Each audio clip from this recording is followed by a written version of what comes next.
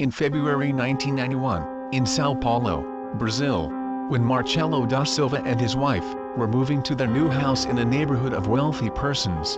This house had been uninhabited for 10 years and they need to fix some details to begin with the move. Two men, Carlos and Rival, were hired by Mr. da Silva to painting the inside of the house. Both men arrived in the morning and Mr. da Silva opened the door. He gave them instructions about colors. The living room and the other rooms must be painted in different colors. So, he goes to come back later, to bring more paint. The house was empty but everything was clean. Just needed to paint all the walls to start furnishing. Mr. da Silva left, leaving the two men begin their work. They started to painting the living room and everything was normal. 1 hour later, they heard the sound of a ringing phone. Remember, this happens in 1991, and regular people not have cell phones. They heard the phone. At the beginning they decided to ignore it, and let it ringing. But when the call ended, immediately begins to ring again. Over and over again. They wondered if Mr. da Silva were calling them. So Carlos went to check. The sound seemed to come from above. Carlos up the stairs, and the ringing guided him to the bedroom. He opened the door, and, as the rest of the house, the room was empty, except for an old, dusty, small table, and on this, a rotary phone was ringing. Carlos answered the phone, saying hello, but on the other side of the line, he only heard an anguished woman, whimpering. "Please help," cried the woman. Carlos replied confused, "Hello? Excuse me?" Then heard the voice, broken with fear, saying, "Oh no, no more please, please, stop, no more, please." Behind the line, a strong hit was heard that made her cough, so strongly, that Carlos had the impression as if she received a kick in the stomach. She was desperately trying to breathe. For a while, that was the only sound in the call. But next, begin to cry again. Carlos felt frozen, hearing her desperate voice. Then he asked, "Hello, miss, are you there? Hello?" Suddenly, he hears the woman screaming in panic. She says, "No, please no." The sound of a chainsaw being activated was heard behind the line. The shouts echoed through the speaker.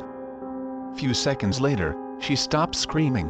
The chainsaw continued cutting something, leaving the shocked worker an image in his mind, a machine covered in blood, mutilating the flesh and bones of a woman who could never be saved. Then someone took the phone and hung up.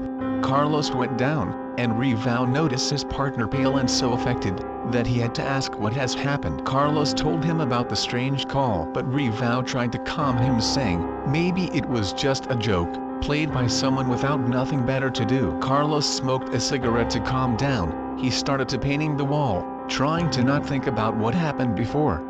An hour later, the phone rang again. Carlos stared at Rival, and he tried to handle the situation. Rival told his partner that he must continue painting while he going to check who was calling by himself. Rival go upstairs, picked up the phone and says, "Hello."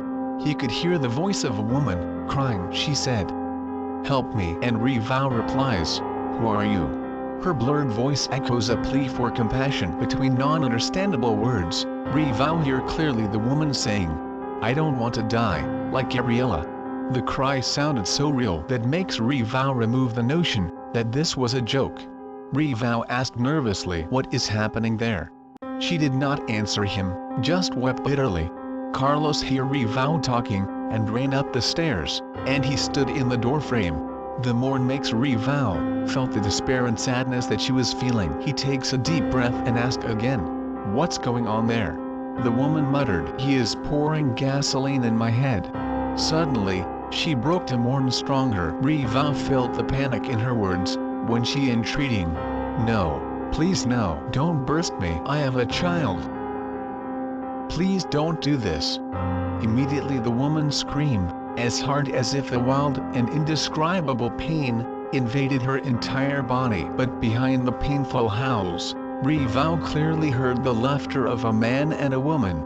Rival's eyes get wet. He just remaining listening in silence until she stopped screaming.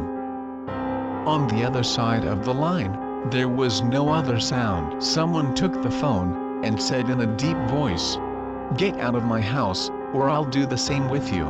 Then hung up. Rival slowly hung up the phone, and Carlos asked what happened. Rival says, "I hear how a woman was burning to death." Carlos, "We have to call the police." However, they only remained facing each other. Suddenly the phone rang again.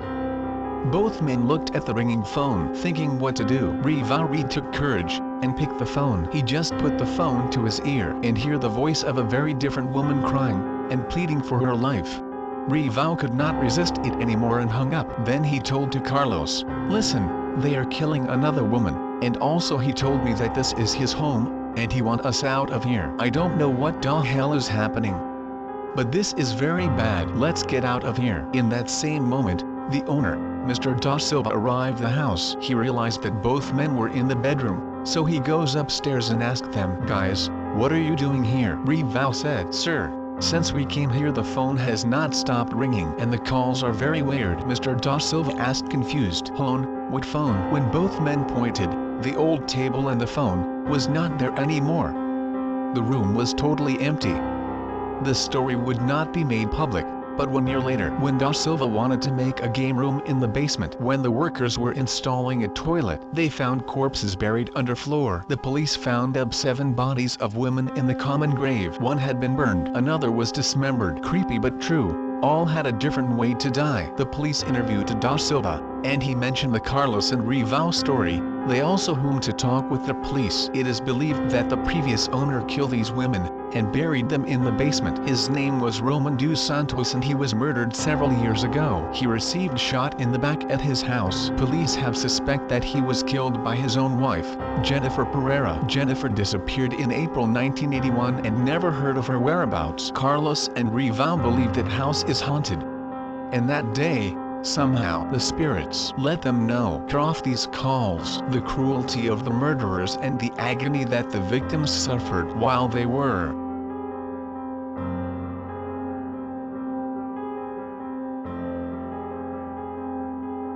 If you don't like this story, please let me know why. That helped to improve. But if you like this story, please subscribe and show my video to your friends. Thank you, and have a terrific night.